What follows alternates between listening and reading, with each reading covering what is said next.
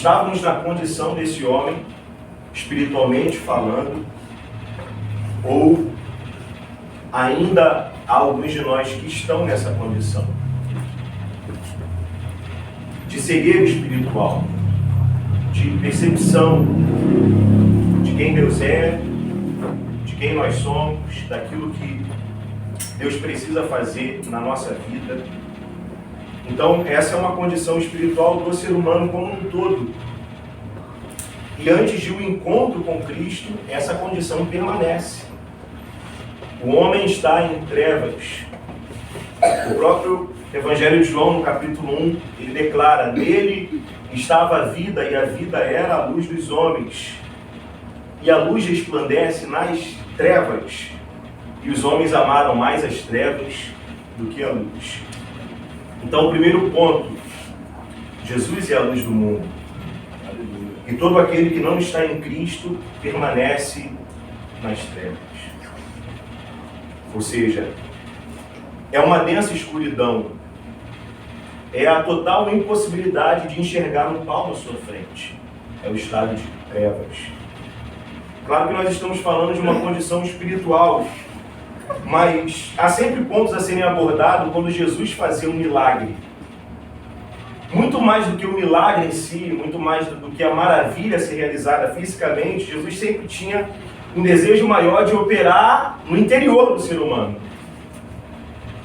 O milagre que nós podemos definir como o maior, que é a transformação do homem pecador em um adorador. Aleluia. Esse é o milagre maior. E era sempre a finalidade de Jesus. E alguns pontos a serem observados também quando Jesus fazia o milagre é que ele queria passar uma mensagem. Ele sempre queria passar uma mensagem. Haja vista que em muitos dos milagres que ele fez, e nós podemos vê-los através dos evangelhos, é que em muitos deles ele agiu de forma diferente. Em alguns ele perguntou: você quer ser limpo? O que você quer que eu te faça? Em alguns outros, ele viu que havia fé naquela pessoa para que ela fosse curada, então ele operou o milagre. Mas aqui há de se observar que aquele homem está ali assentado, e a Bíblia diz que ele mendigava pela condição dele de ser cego, e os discípulos aproveitaram a oportunidade para perguntar, por conta de uma visão que eles tinham, uma visão errada das Escrituras e uma visão cultural. Senhor, esse homem é cego de nascença, então responde para nós, quem pecou? Ele ou os seus pais? Isso de uma certa forma tem base nas Escrituras, e talvez o pensamento dos discípulos era com base no que a palavra de Deus diz lá em Êxodo, capítulo 20, quando Deus ele passa para o povo os 10 mandamentos, e em um dos 10 mandamentos, que ele fala sobre não adorarás outros deuses, ele cita que Deus visita a maldade dos pais, dos filhos, até a 3ª e 4ª geração daqueles que me aborrecem. E por conta de uma interpretação errada, hoje se criou uma narrativa de que a maldição hereditária que muitos comentam por aí é baseada nesses versículos. Mas a gente precisa se atentar primeiramente para o contexto, porque Deus está falando sobre um povo que estava sendo chamado para adorá-lo e que precisava deixar todo tipo de idolatria para trás, para que a partir dali se tornasse um povo santo do Senhor, separado para Deus.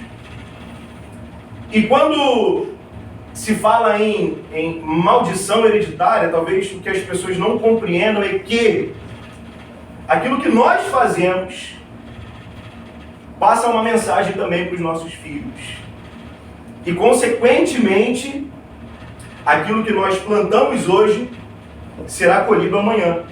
Será colhido por nós e será colhido muitas vezes também por nossos filhos. Atitudes.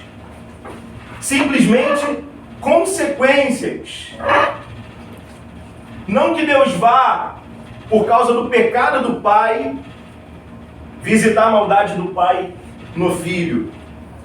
E isso é algo que o povo carregou, inclusive quando por vezes o povo foi levado cativo e exilado, o pensamento era esse. Só que lá em Ezequiel capítulo 18, há um capítulo interessante que você pode meditar na sua casa, que fala sobre a responsabilidade pessoal. E havia um provérbio no meio do povo: nossos pais comeram uvas verdes e os dentes dos filhos é que se embotaram. O que eles estavam querendo dizer com isso? Foram os pais que pecaram e nós estamos pagando pelos erros dos pais. E Deus usa o ministério do profeta Ezequiel para falar assim: olha, vocês nunca mais vão dizer esse provérbio em Israel. Porque tal qual é a alma do pai do Senhor, tal também é a alma do filho. Aquele que pecar, morrerá. Responsabilidade individual. Responsabilidade pessoal. Mas perceba que era um pensamento difundido, né? Era um pensamento que ele veio com o passar do tempo e naturalmente as pessoas sempre buscam uma resposta do porquê. Precisa haver uma resposta. Estou falando na concepção do ser humano em si. A gente sempre busca uma resposta do porquê coisas acontecem. E quando os discípulos viram aquele homem naquela condição desde nascença, eles perguntaram: quem pecou, este ou seus pais? A gente percebe que a pergunta não tem nem sentido quando se pergunta: este pecou? Mas se ele é cego de nascença, como é que ele pecou antes de ter nascido? Para que ele nascesse assim. Jesus diz: nem os seus pais, nem ele pecou. Mas essa condição é para que se manifeste nele as obras de Deus. E tem semelhança com a nossa vida, porque nós também nascemos nessa condição. Aleluia. O que nós estamos falando é sobre o pecado original. E a consequência desse pecado, a humanidade caiu. E com a queda da humanidade vieram as consequências sobre a nossa vida. Então, por que muitas pessoas nascem com seus problemas, suas debilidades, suas deficiências? Por conta desse pecado original que nos levou a essa condição. Mas nem por isso são menos amadas. Nem por isso tem menos respaldo da dignidade e da graça que vem do Senhor. Nem ele, nem seus pais, mas o que aconteceu é para que se manifeste nele as obras, a glória de Deus. A glória de Deus. Aleluia. E nós também viemos dessa mesma condição. Nascemos cegos, até que um dia, cada um de nós, tenhamos a oportunidade de ter um encontro com a luz, para que as escamas caiam dos nossos olhos. Jesus naquele momento se aproxima, ele cospe na terra e com a sua saliva faz lodo. E como eu falei, ele sempre queria passar uma mensagem. A gente há de lembrar que esse dia era sábado. E segundo a lei, melhor dizendo, segundo a tradição judaica, não se podia fazer massa. O termo aqui no grego é pelon. Ele fez lodo. É o mesmo que ele amassou a massa. E ele não podia, segundo a tradição judaica, fazê-lo no sábado. E como Jesus queria passar uma mensagem, sim, ele queria ser polêmico naquela hora. Ele cospe, ele faz lodo, ele faz massa, transgredindo aí a tradição judaica com relação ao Shabá, ao sábado. É interessante a gente pensar que a lei de Deus ela é boa, se alguém dela usa legitimamente. E a interpretação que os rabinos e os religiosos tinham da lei era uma interpretação equivocada. E o que Jesus queria era lembrá-los do porquê o sábado foi instituído e de que maneira o Senhor deseja com que o seu povo o adore. Ele faz lodo e ele coloca nos olhos daquele homem. Ele diz: agora vai e lava-te no tanque de Siloé. A gente pode atribuir aqui, e eu acho interessante em alguns comentários, que isso poderia ser interpretado como algum tipo de superstição. Jesus usa o meio físico, Jesus cospe. talvez nesse tempo de criatividade que vemos por aí, de uma fonte inesgotável de criatividade satânica, já tem alguns dos seus ministros, não judeus, talvez agindo dessa mesma forma. Jesus cuspiu, Jesus fez lodo com a sua saliva e curou o cego. Isso é superstição. Mas, então, por que Jesus agiu dessa maneira? E nós nos voltamos lá para o Gênesis.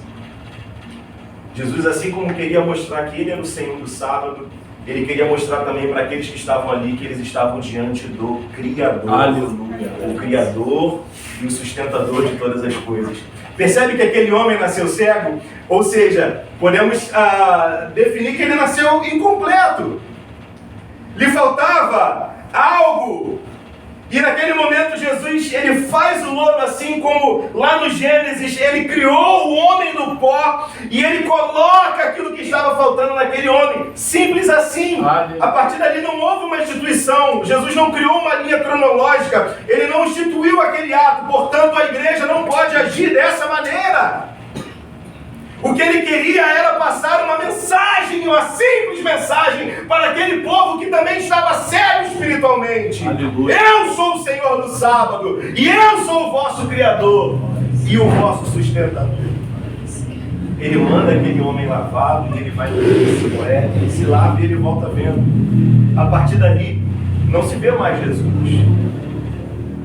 E agora começam alguns interrogatórios, porque aquele homem volta. E o primeiro ponto que eu queria abordar com vocês é a partir do versículo de número 8 até o versículo de número 12. Diz assim: então os vizinhos e aqueles que dantes tinham visto que era cego diziam: não é este aquele que estava assentado e mendigava? Uns diziam: é este, outros: parece com ele. Ele dizia: sou eu. Diziam-lhe, pois: como se te abriram os olhos?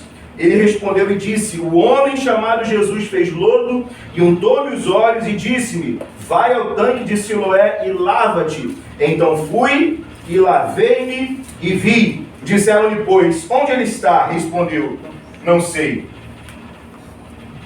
O primeiro ponto para a gente abordar aqui é que, parafraseando A.W. Tozer, nenhum homem é o mesmo depois que Deus põe a sua mão nele. Aleluia. E os teus vizinhos vão comprovar. E as pessoas que estão à tua volta vão comprovar. Algo diferente aconteceu. Algo diferente aconteceu, porque ele não é mais o mesmo. Uns reconhecem, parece ele, outros dizem, não é ele. E ele diz, sou eu. O que é que te aconteceu? Um homem chamado Jesus. Glória a Deus. Fez lodo, colocou em meus olhos, me mandou me lavar, lavei-me. Sabe o que é mais interessante aqui? É que não houve um pedido de socorro por parte daquele homem, como em muitos outros milagres a gente vê. Não houve um clamor: Jesus, filho de Davi, tem misericórdia de mim. Não houve amigos que intercederam por aquele homem. Ele estava ali, quieto, parado, sem poder enxergar. Aqueles que estavam à sua volta, Jesus foi até ele. Assim como um dia ele veio até nós. Ele veio até nós. Aleluia. Porque talvez não tínhamos possibilidade de clamar por ele. As trevas nos cegavam os olhos. Porque talvez não tínhamos condição de reconhecê-lo. Ele veio até nós. Ele veio até nós. Em seguida, o segundo ponto é que agora vai haver um contraste daqueles que realmente foram encontrados, foram socorridos por ele, e daqueles que simplesmente fazem parte de um contexto religioso. Levaram aquele homem até os fariseus, e agora o interrogatório continua, porque assim como os discípulos perguntaram quem pecou, este ou seus pais, de novo, as pessoas precisam de resposta. Como é que foi que isso aconteceu? Você faz parte de que contexto religioso? Que tipo de campanha você fez? Quais foram os elementos que você usou para que o milagre acontecesse? Você obedeceu a unção do teu pastor? Você está submisso à unção do teu pastor? Qual o contexto religioso? Porque, veja bem, dentro daquilo que nós estamos vendo hoje, as coisas acontecem se você for obediente ao contexto, se você for obediente ao sistema. Mas o que a gente vê aqui é que depende muito mais do Senhor do que de nós. Glória. Muito mais do Senhor do que de nós. É por isso que nós não precisamos. Será uma atitude consequente. Seremos gratos. E gratos ao Senhor. Acompanha comigo a partir do versículo 13 até o versículo 17. Diz assim: levaram, pois, aos fariseus o que dantes era cego. Era sábado quando Jesus fez o lodo e lhe abriu os olhos. Tornaram, pois, também os fariseus a perguntar-lhe como vira. E ele lhe disse: pôs-me lodo sobre os olhos, lavei-me e vejo. Então alguns dos fariseus diziam: este homem não é de Deus, pois não guarda o sábado. Diziam outros: como pode um homem pecador fazer tais sinais? E havia entre eles dissensão. Tornaram, pois, a dizer ao cego: tu, que dizes daquele que te abriu os olhos? E ele respondeu: que é profeta. Até aquele determinado momento, Jesus lhe havia curado fisicamente. Jesus ainda precisava curá-lo espiritualmente. E me faz lembrar aquela mensagem de Filipenses capítulo 1, aquele que começou em nós a boa obra, ele vai completar até o dia de Cristo. Aquilo que Deus fez na nossa vida, ele tem desejo de completar. E talvez a jornada seja longa, mas ele prometeu estar conosco todos os dias, até a consumação dos séculos. O que te aconteceu? Você pode explicar? O que foi que aconteceu? Aonde você foi? Aonde você estava? Tem pessoas tão presas nessa hora, exatamente nesse pensamento, nesse sistema religioso, que elas são incapazes de tomar uma decisão simplesmente pelo fato de não crer que é o Senhor quem fará a obra. Abraão, ele saiu sem saber para onde ia, mas ele tinha certeza de quem o acompanharia. Entende? O que te aconteceu? Como é que foi essa transformação? O que se deu? Às vezes eu me pergunto isso e, sinceramente, a resposta talvez seja muito complexa. Porque não há merecimento, não há qualquer tipo de atribuição pessoal para chegarmos a essa resposta. Talvez o que a grande maioria das pessoas buscam é isso, porque o homem quer se apoiar exatamente nas suas obras, naquilo que ele faz. Então, quanto que eu doei para a igreja, o quanto que eu me doei para a igreja, quantas campanhas eu fiz, quantos votos, é exatamente isso que durante a história da humanidade é por esse caminho que o homem percorreu, e o evangelho é totalmente oposto. Não são pelas nossas obras de justiça. Ele nos encontrou. Aleluia. E não há nenhum tipo de mérito em nós. Não há algo especial em nós. Entende? Eu sou este cego mendigando no caminho. E um dia, como um outro qualquer, eu estava ali assentado, carecendo das migalhas de alguém, cego, sujo, fedendo, e ele foi até mim. Aleluia. Por sua livre, espontânea vontade e decisão, por sua soberania, ele me escolheu. E eu continuo dizendo, sem méritos, sem obras próprias, sem atribuição, Ele me amou e Ele te amou, meu irmão. Glória. Ele nos ama. Só conseguimos apreciar a graça de Deus quando entendemos quem somos e aonde nós estávamos. O que fazíamos. Por quantas vezes ofendemos a Deus com as nossas atitudes, os nossos lábios, o nosso coração. É por isso que Pedro vai dizer, porque ele nos transportou do império das trevas e nos transportou para o reino do Filho do seu amor. Nós estávamos perdidos, porém nós fomos achados.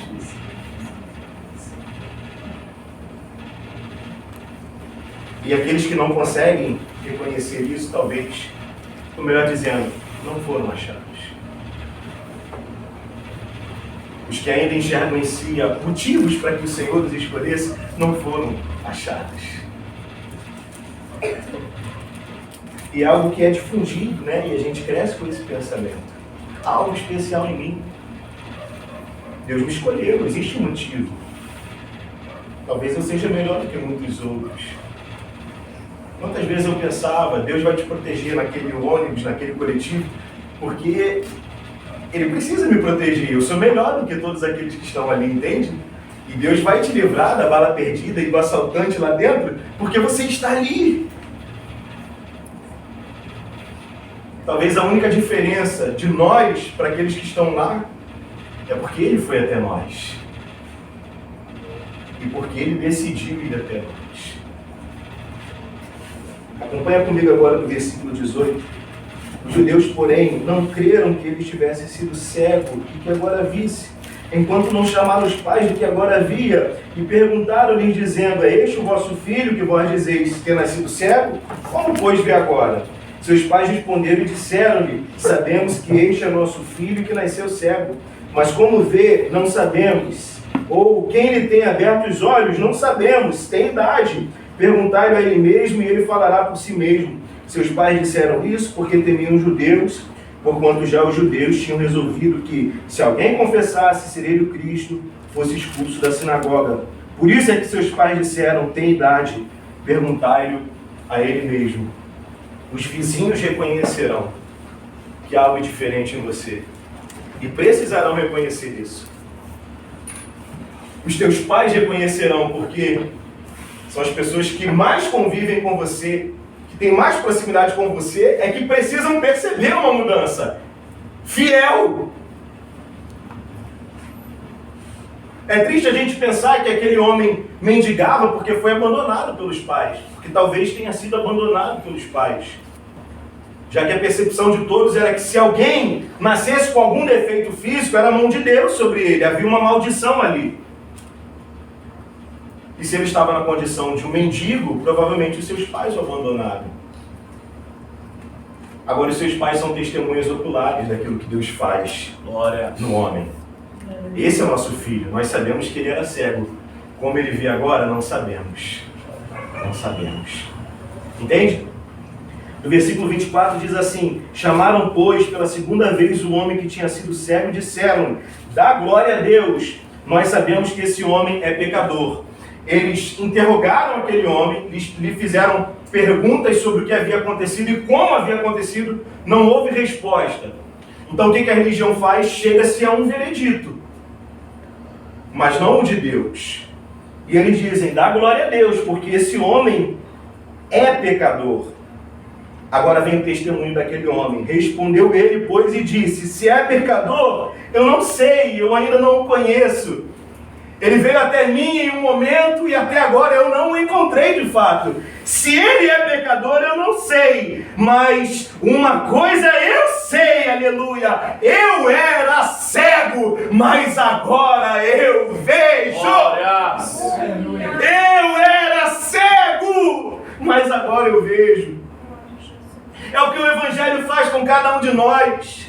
Nos permite enxergar, é como o sol, que nos permite ver não somente quem nós somos, mas tudo à nossa volta, com mais clareza. Você não vai ser enganado, você não vai ser levado por doutrinas de demônios, por enganos de homens que falam fraudulosamente, porque as escamas já lhe caíram dos olhos. Você não vai usar a igreja como um sistema religioso para fingir ser algo que você não é. E se isso ainda acontece com alguns de nós, é porque precisamos buscar de Deus esse encontro com Ele. Porque de fato, aquele que Deus põe a sua mão nele não será mais o mesmo.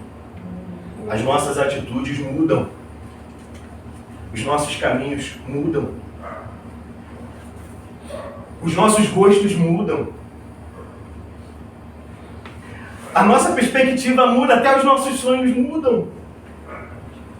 Por quê?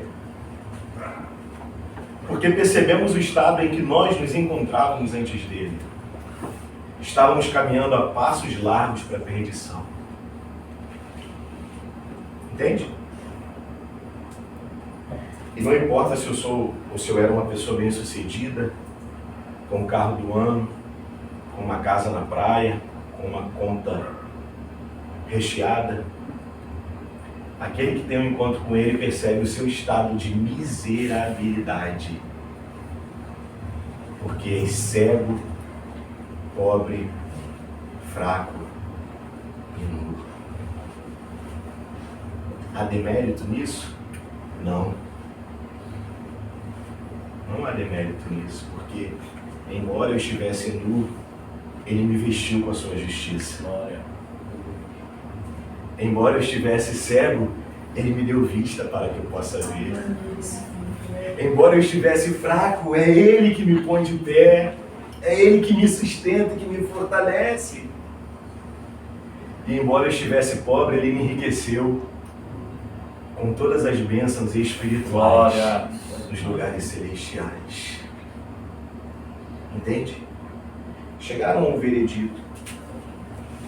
Verso de número 26 diz assim, 25 diz assim, respondeu ele, pois, e disse, verso 26, e tornaram a dizer-lhe, que te fez ele? De novo, mesmo interrogatório, como te abriu os olhos? As coisas... O homem será incapaz de discernir as coisas espirituais se não for por intermédio do Espírito Santo. Serão incapazes. Há uma guerra, por vezes, no meu coração exatamente por isso. Pelo desejo de falar das coisas de Deus. De falar sobre o Evangelho de Cristo. E de querer abrir os olhos aos cegos, mas isso não compete a nós. O que compete a nós é anunciar. Isso compete ao Senhor. Veja bem, respondeu-lhes, já vos disse, não ouvistes, para que o quereis tornar a ouvir? Quereis vós porventura fazer-vos também seus discípulos? Então injuriaram, disseram, o discípulo dele sejas tu, nós porém somos discípulos de Moisés. Nós bem sabemos que Deus falou a Moisés, mas este não sabemos de onde é. A visão deles é totalmente equivocada, porque para eles o que valia mais era guardar o sábado, no sentido de não trabalhar, porque eles tinham uma interpretação equivocada do sábado. O que Deus queria com o sábado? Renovo, descanso. Porque nós precisamos descansar.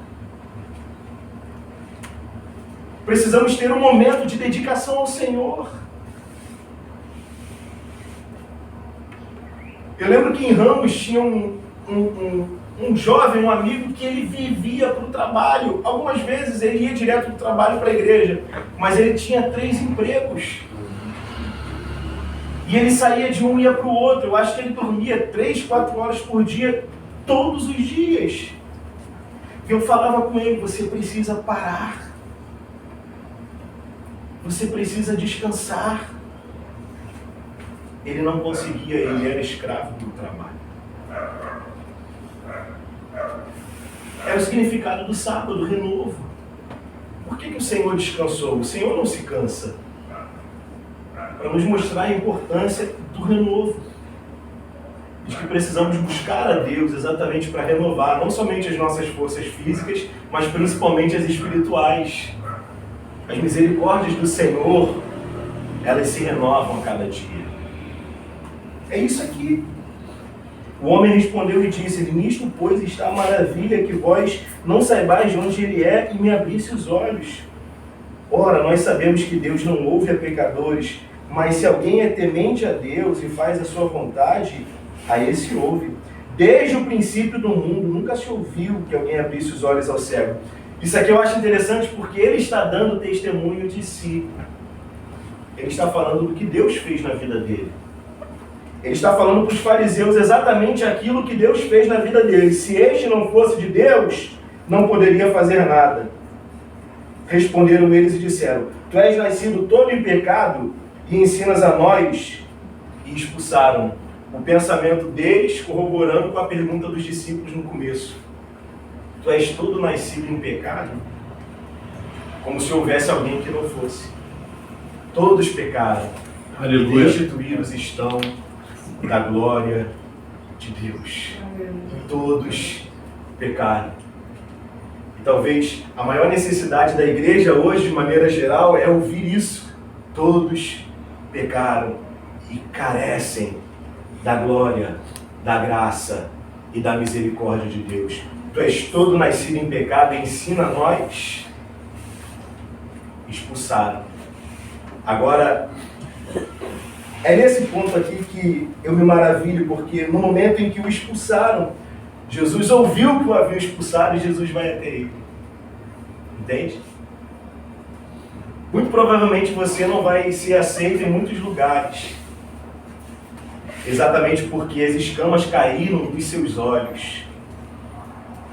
Muito provavelmente você não vai achar lugar em muitos lugares, porque exatamente as escamas caíram dos seus olhos. É o que Paul Washer diz: você vai ser contra todo mundo e contra a maioria dos evangélicos também. Você está disposto a isso? Jesus foi até ele. Quando Jesus encontra ele, pergunta: você crê no Filho de Deus? Lembra? Houve primeiro um milagre físico, agora precisava ver um milagre espiritual. Quem é ele, Senhor, para que nele creia? Jesus olha para ele e fala: tu já o tens visto. É aquele que fala contigo. Aleluia. E ele o adorou. Entende? O que Deus quer fazer com cada um de nós, quer nos pegar no lugar de miserabilidade em que nós nos encontramos. Ele quer ir até nós para nos transformar exatamente nesse adorador. Ele o adorou, ele se prostrou. Eu creio, Senhor. Eu creio. Jesus disse: foi exatamente para isso que eu vim ao mundo. Para fazer com que aqueles que são cegos vejam e aqueles que veem sejam cegos. Aí tem um fariseu lá espiando e ele pergunta: nós também somos cegos? Jesus disse: não. Vocês não dizem que são capazes de ver? Então o vosso pecado permanece.